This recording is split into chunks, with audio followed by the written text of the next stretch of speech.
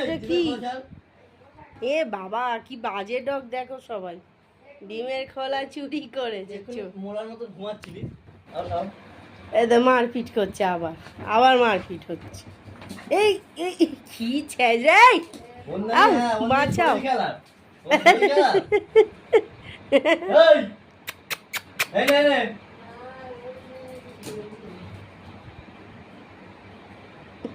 নেবার নে যা।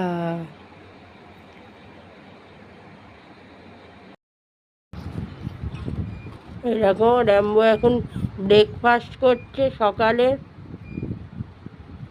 আর পার্লেজি খাচ্ছে।